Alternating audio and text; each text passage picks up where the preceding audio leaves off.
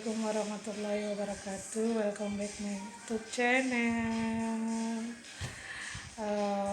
Aku mau ngucapin dulu minal aidin wal faizin, mohon maaf lahir dan batin atas segala salah yang hilafnya.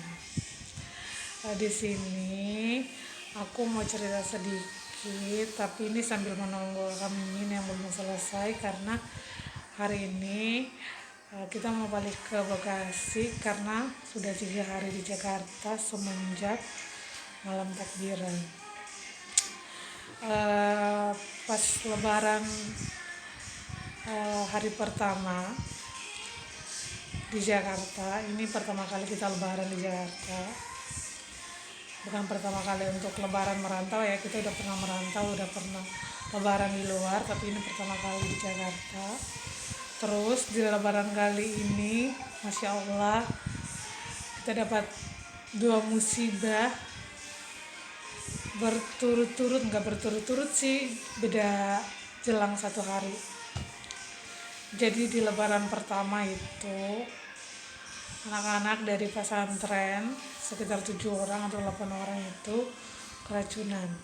Nggak tahu keracunan karena apa, mungkin karena makanan atau apa, kita juga nggak tahu, karena sempat hari itu memang semuanya makan pada bercampur.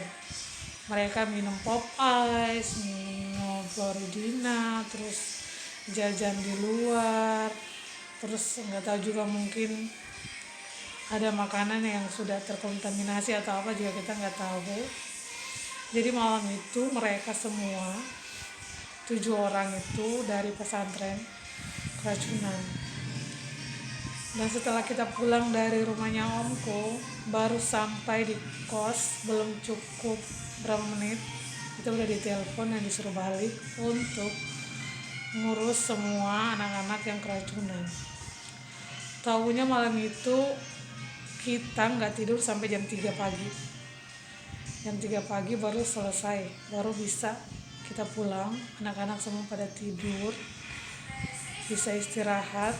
Taunya mereka pada muntah berulang kali, gak mau makan, gak mau minum air hangat, gak mau minum susu. Kalau untuk orang keracunan kan biasanya penolongan pertama tuh kan kalau nggak ada susu ya air kelapa, kalau nggak ada air kelapa ya itu susu. Taunya penangkal keracunan itu ya gitu, untuk bersihkan perut juga kan.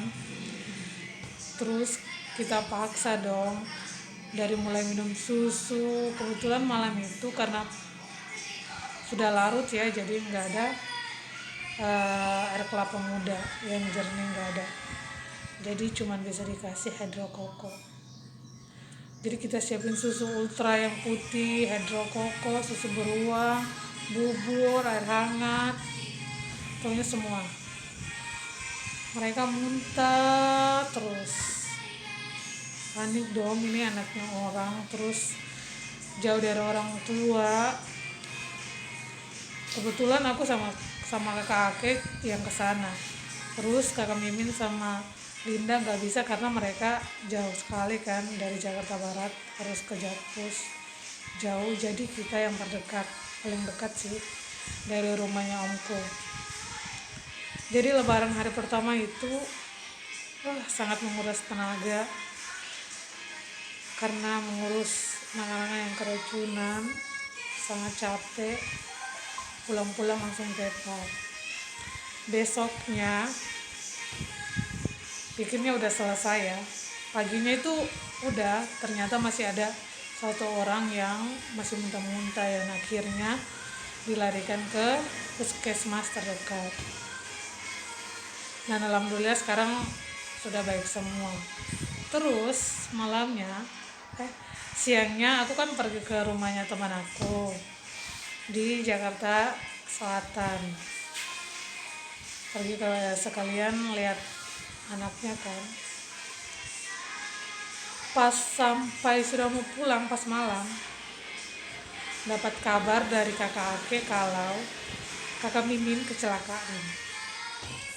Dan harus kalian tahu bahwa kecelakaannya ini sangat goib.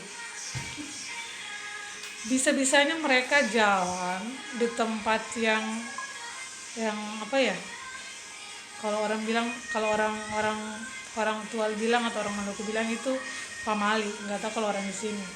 Taunya mereka jalan di tempat itu, memang tempat itu jarang orang lewati, terus udah dikasih palang jadi otomatis nggak bisa lewat, tapi nggak tahu kenapa malam itu mereka lewat situ. Dan kalian tahu, kakak Mimin sama Linda jalan sama motor, terus lewat situ.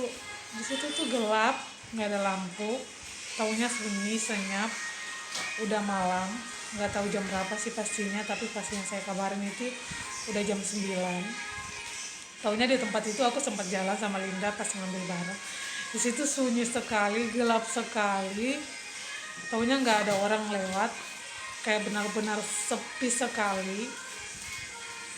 Mereka berdua itu lewat situ karena nyari makanan. Tahu-taunya pas lewat situ, si Linda nggak nyadar kalau kakak Mimin udah jatuh. Terus Linda udah jauh, taunya udah sedikit jauh dari kakak Mimin. Tiba-tiba ada yang bisikin, coba lihat belakang. Pas Linda berhenti lihat belakang, guys, sorry tadi videonya sempat terhenti soalnya memori HP ku udah penuh. Terus aku mau lanjutin lagi. Pas Linda tahu kakak Mimin jatuh, sadar kalau kakak Mimin udah jatuh di jalan, kakak Mimin tergeletak di jalan. Terus kakak Mimin sempat syok anafilatik. Nanti kalau nggak tahu syok anafilatik, searching aja di Google. Taunya tuh dia kayak orang yang kena epilepsi, kejang-kejang. Nah, seperti itu. Terus yang bikin herannya, Linda tuh nggak sadar kalau kakak Mimin udah jatuh dari motor. Karena katanya Linda, pas jalan, Linda itu masih sadar kalau, bukan masih sadar sih, kayak Linda rasa kakak Mimin masih di belakang motor boncengan sama dia. Tahu-tahunya kakak Mimin udah jatuh, terus udah tergeletak di jalan gitu. Terus yang bikin ngerinya lagi, bukan ngeri sih, tapi kayak nggak ada orang gitu loh yang mau nolongin karena takut koronce. Jadi kakak Mimin sempat tergeletak, terus Linda kayak adegan orang di film, tolong. Terus pas kebetulan ada satu pasangan cewek sama cowok lewat. Mereka tuh sempat takut juga karena takutnya kakak Mimin koronce kan. Tahu-taunya kan bukan. Terus Linda sempat ngomong bahwa enggak, dia bukan corona, dia bukan koronce gitu. Ini karena jatuh. Terus Linda kan karena udah panik, terus minta tolong, teriak-teriak di sekitar situ. Terus ya udah, kebetulan ada yang tolong kakak Mimin. Siapa yang tolong lah? Iya, itu saya sadar sampai di rumah sakit. Kakak Mimin udah nggak sadar, kakak Mimin udah nggak tahu. Pas buka mata tiba-tiba udah ada di rumah sakit. Jadi kakak Mimin alhamdulillah cuman kebentur, terus lecet dikit di sini, bagian sini, terus di bagian jari-jari sama ada kaki juga lecet sedikit. Jadi alhamdulillah nggak apa-apa. Cuman pas sampai di rumah sakit Hermina dan Mogot situ Jakarta Barat, dokter langsung angkat tindakan, di rongseng, terus di apa lagi ya, kami CT scan biar dicek kan, siapa tahu ada yang rusak atau ada yang patah, tapi alhamdulillah nggak ada. Hasil scannya, hasil ronsengnya juga nggak ada apa-apa, cuman benjolan dikit di kepala karena memang jatuhnya tuh terbentur kan. Cuman yang anehnya ini nggak ditabrak, tapi kok kakak Mimin bisa jatuh ya? Mungkin karena setannya lagi ini kali ya. Lagi mau naik motor ikut kakak Mimin sama Linda, jadi dia ikutan naik motor, terus disuruh kakak Mimin turun. Bukan turun, dia ditolak gitu loh, dilempar turun ke jalan. Terus dia yang boncengan sama Linda, taunya gitulah. Sampai-sampai jilbabnya Kak Mimin ikut terlepas dari kepala. Yang anehnya itu Kakak Mimin di seberang jalan, jilbabnya di seberang jalan. Itu yang aneh. Berarti mungkin setannya atau jinnya itu ini ya, cabut jilbabnya mungkin atau gimana, nggak tahu lagi. Taunya begitulah ceritanya. Jadi lebaran kali ini agak berbeda. Alhamdulillah mereka nggak kenapa-kenapa. Yang penting mereka sehat, udah bisa makan dengan baik. Jadi mereka udah bisa beraktivitas lagi seperti biasanya.